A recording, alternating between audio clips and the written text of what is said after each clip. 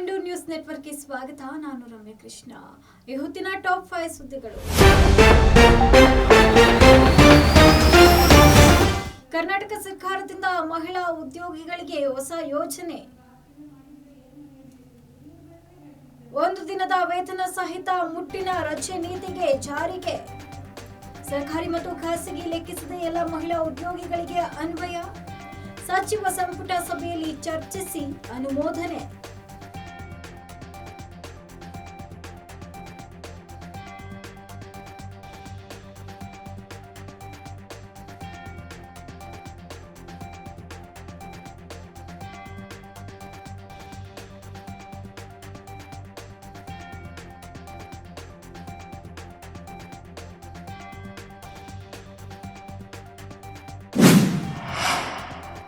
ಬೆಂಗಳೂರಿನಲ್ಲಿ ರಾತ್ರಿ ಇಡೀ ಮಳೆ ಅಬ್ಬರ.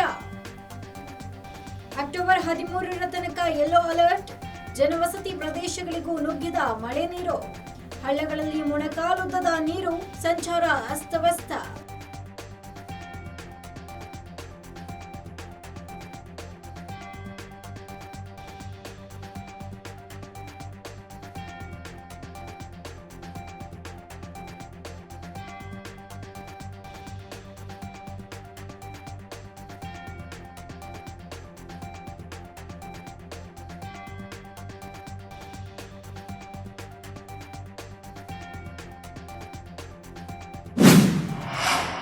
ಜಿಬಿಎ ಸಭಾಂಗಣದಲ್ಲಿ ಬೆಂಗಳೂರು ಪ್ರಾಧಿಕಾರದ ಮೊದಲ ಸಭೆ.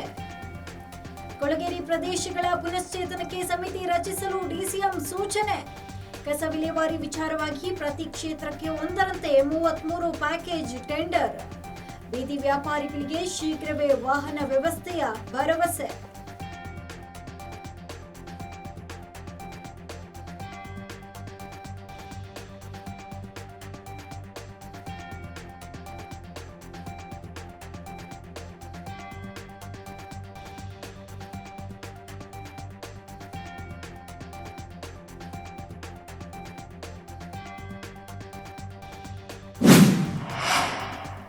ನಾವು ಅಧಿಕಾರಕ್ಕೆ ಬಂದ್ರೆ ಜಿಬಿಎ ರದ್ದು ಮಾಡ್ತೇವೆ ಅಂತ ವಿಪಕ್ಷ ನಾಯಕ ಅಶೋಕ್ ಟಾಂಗ್.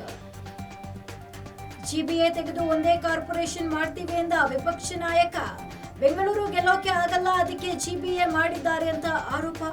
ಕಾಂಗ್ರೆಸ್ಗೆ ಜವಾಬ್ದಾರಿ ಇದೆಯಾ ಅಂತ ವಾಗ್ದಾಳಿ.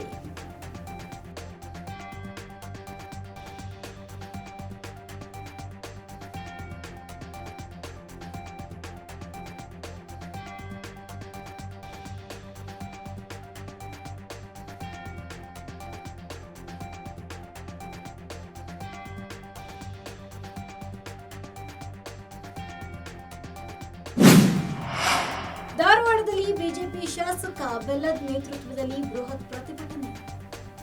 ಸರ್ಕಾರಿ ಕಾರ್ಯಕ್ರಮದಲ್ಲಿ ಕುರಾನ್ ಪಠಣ ಖಂಡನೆ. ಡಿಸಿ ಕಚೇರಿ ಎದುರು ಹೋಮ ನೆರವೇರಿಸಿ ಬಿಜೆಪಿ ಕೌಂಟರ್. ಮುಲ್ಲಾ ಮೋಕ್ಷ ಹೋಮ ಹಂತ ಫ್ಲೆಕ್ಸ್ ಕಾರ್ಡ್ ಹಿಡಿದು ಕಿಡಿ.